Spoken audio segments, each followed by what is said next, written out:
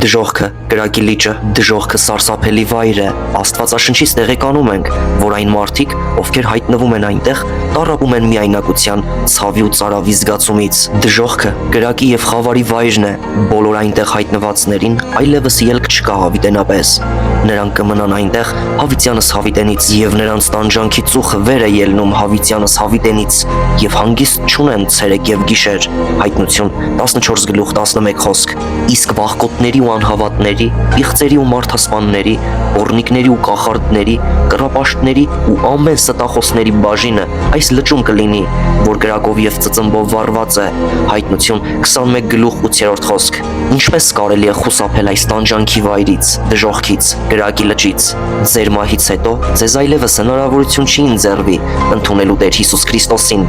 Երբ դուք դատաստանի ներկայանաք ջերմակ գահի առջև, շատ ուշ կլինի ինչ-որ բան փոխել։ Այդ անելու համար ամենահարմար ժամանակը այսօր է, հիմա։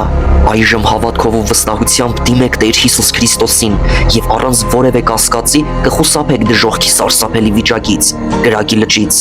Ահա հիմա է փրկության օրը։ Բ Կորինթացի 6:2 խոսք։ Երկինք։ Բոլոր նրանք, ովքեր ընդունել են Հիսուս Քրիստոսին որպես իրենց Տեր ու Փրկիչ, հավիտենությունը երկնքում են անցկացնելու։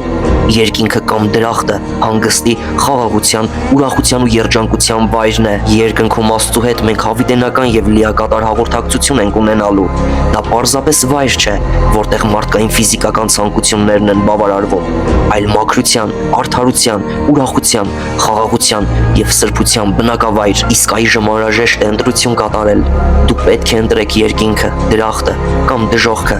Ձեզ հայտնի չէ ձեր վախճանի ժամը։